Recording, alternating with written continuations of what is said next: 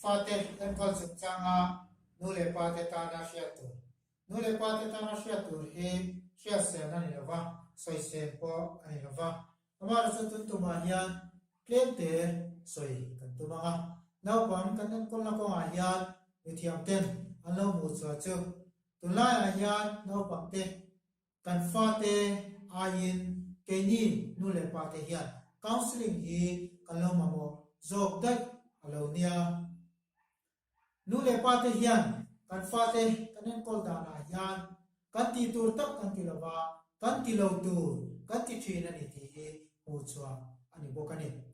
kan fa te malam hun kan khira an tha na tur te kan ngai tu a sikul thatak taka te kan kal te ra ten sikula an zirna mai du tok lagen zirna dang training dang te kan ti ti ra zirna dang dang te kan zir ti ra sotom takte kan sem thin ani chuti lain em pol tu ke ni nu le pa te hian he kan fa te kan en pol la ko ma hian en training nge kan la ve le en training ma kan nei lo ani mai thei mi thiam ten fa te en kol dan chung cha no ko en kol dan chung cha le ka pu te an zia ka chung te chu kan chiar pe lawa chiar chu sai lo bible tap nial po hi kan lo chiar pe to lawa kan ta na thatur kan ti pe lawa facebook te whatsapp te kan lo ti san the ani kan fa te hi pathiani thil thon pe a thona min pe liu liu ni a pathiani na a thona min present ani he in nei na te birthday ate present pe te kan chi ga chumi turin present nei turin dora bazara kala ti chon dora kan tu zong tak present chu kan su lei thina eng ma men hem lo khi ngom lo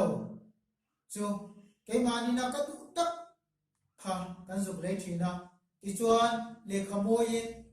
moi takin kan tua ba ti chuan moi taka tua chu chuan present chu kan su lei thina ni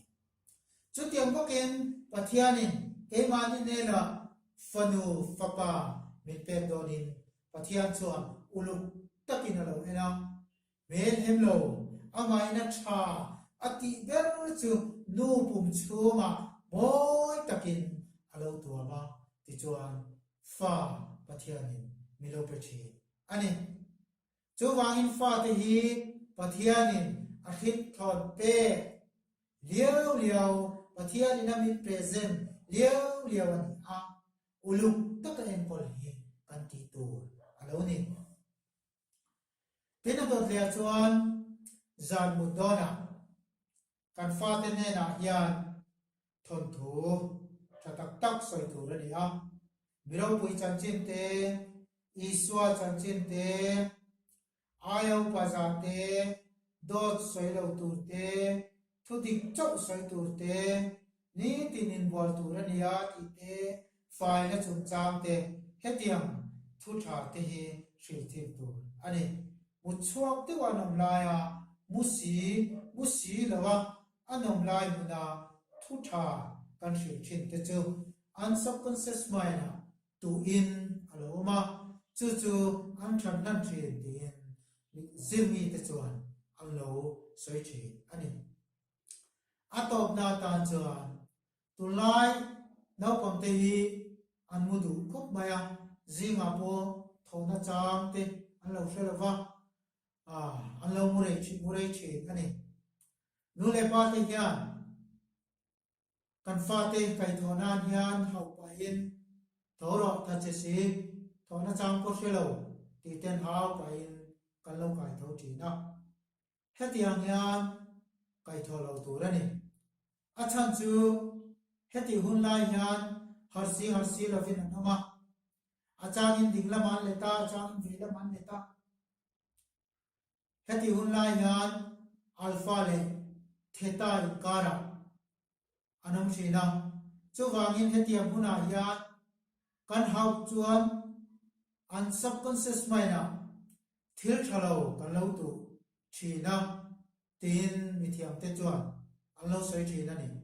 so wang chuan hemi huna trong kam moi lo te trong kam thalo negative force te manga how chunga fa te kan kai tho chuan an tan a thalowa so wang chuan trong kam moi mangin e pa fa pa tho to ro le boya tho to ro le e kwa war to sin a trai to nia tin tuat takin kan fa te hi zinga hian kan kai tho thin don nia